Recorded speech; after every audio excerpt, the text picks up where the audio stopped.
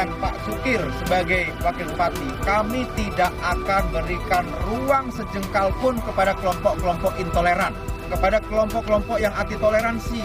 Kemudian kita juga mendengarkan dari pihak gereja. Memang sebenarnya yang membuat kadang-kadang polemik adalah berkaitan dengan SK bersama Menteri Dalam Negeri dan Menteri Agama. Itu yang kadang-kadang disalahgunakan oleh oknum-oknum yang memang kelompok-kelompok intoleran. Betul nggak Pak Tony? Sebenarnya masalah beribadah ini sudah jelas di konstitusi. Di Undang-Undang Dasar Negara Republik Indonesia disebutkan bahwa setiap warga negara itu berhak untuk memeluk agama dan kepercayaannya masing-masing.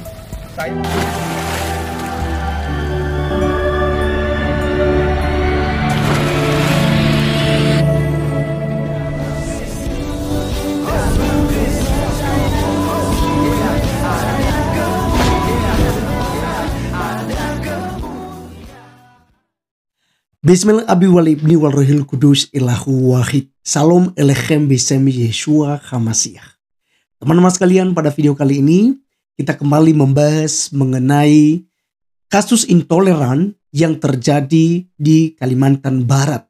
Lebih tepatnya di Desa Kapur, Kabupaten Kubu Raya, Pontianak. Teman-teman sekalian, di sana terjadi yang namanya penolakan pembangunan gereja Katolik. Padahal di sana sudah memenuhi standar dengan jumlah umat lebih 1.000, kata bupatinya, teman-teman sekalian.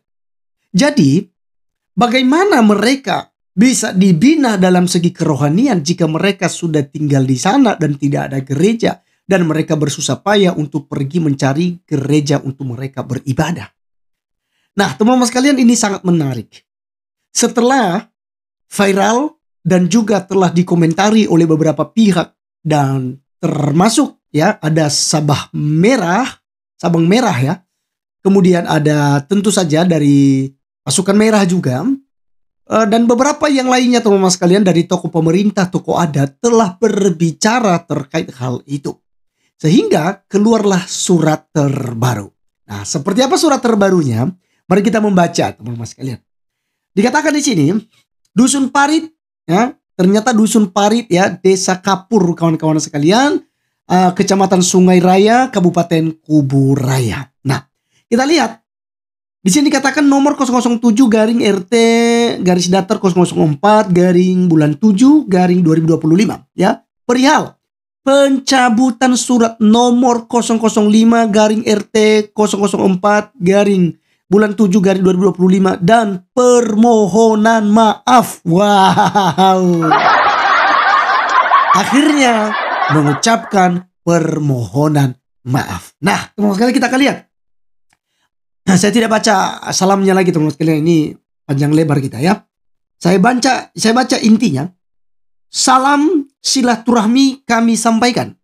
Semoga kita senantiasa dalam lindungan Allah SWT, Tuhan Yang Maha Esa, dalam rangka menjaga kerukunan dan kenyamanan di lingkungan warga berdasarkan hasil rapat pada tanggal 18 Juli 2025 pukul 19.00 bertempat di RT 004 RW 005. Bersama ini kami bermaksud untuk menarik kembali surat nomor 005 garing RT garing garis datar 004 garing bulan 7 garing 2025 tanggal 8 Juli tahun 2025. Dan bersama ini juga kami menyampaikan permohonan maaf kepada masyarakat dan pihak-pihak yang terdampak serta berjanji tidak akan mengulangi tindakan serupa. Dengan ditariknya surat nomor 005 RT garis datar 004 garing bulan 7 garing 2025 tanggal 8 Juli tahun 2025 tentang penolakan pendirian rumah ibadah Katolik atau gereja dinyatakan tidak berlaku lagi.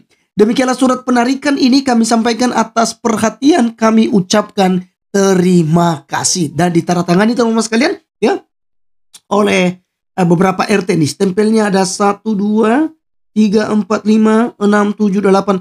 Ada 9 stempel, teman-teman sekalian, yang mengesahkan ya tembusan kepada yang terhormat Kepala Desa Kapur, yang terhormat Camat Sungai Raya, yang terhormat DPMD Kabupaten Kubu Raya. Nah, teman-teman sekalian, ini juga sudah beredar di seluruh Kalimantan Barat. Dan bagaimana tanggapan kalian setelah sudah melakukan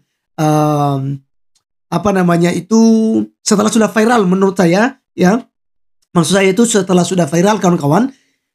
Lalu ada surat penarikan surat 005 itu ya RT 004 itu. Ya, sehingga keluarlah nomor 007 untuk apa? Untuk menyatakan bahwa nomor 005 surat, maksud saya ya. Sudah tidak berlaku lagi, teman-teman sekalian. Nah, komentar kalian seperti apa? Apakah kemudian tokoh masyarakat, tokoh adat yang ada di Kalbar itu langsung memaafkan begitu saja tanpa ada sanksi? Ya, saya kira hal ini sih ada sanksinya pastinya, karena bagaimanapun ini sudah viral ya. Setahu saya. Tapi kita tidak tahu seperti apa, karena juga saya belum dapatkan informasi yang lengkap apakah itu para pelaku ini itu disanksi adat begitu ya. Karena memang di Kalimantan Barat itu sudah biasa seperti itu, teman-teman sekalian ya. Nah, saya akan berbicara dari sisi keimanan kita. Teman-teman, kita tidak perlu heran jika terjadi hal-hal demikian. Karena sebenarnya Tuhan Yesus Kristus itu sudah menyatakan di 2025 tahun yang lalu. Di mana kita melihat itu di dalam Injil Yohanes pasal yang ke-16 ayat 1-3. Dikatakan apa? Aku harus berterus terang supaya kamu jangan kecewa dan menolak aku. Akan tiba saatnya kamu akan dikucilkan. Kamu akan seperti ini ya, ditolak. Ya. Dan datang saatnya pun kamu akan dibunuh.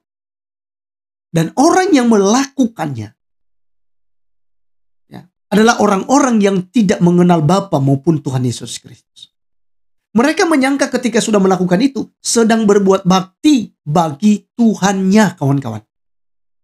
Jadi hal-hal ini sebenarnya sudah dinubuatkan, sudah disampaikan kepada kita. Tinggal bagaimana kita kemudian terus beradaptasi, berhati-hati jika kita bisa atasi, kita bisa perjuangkan untuk harus dibangun gereja, kalau gereja dan tempat ibadah lainnya berjalan dengan baik dan segala macam, ya itu tinggal cara kita dengan masyarakat dan pemerintah yang ada di Republik Indonesia ini.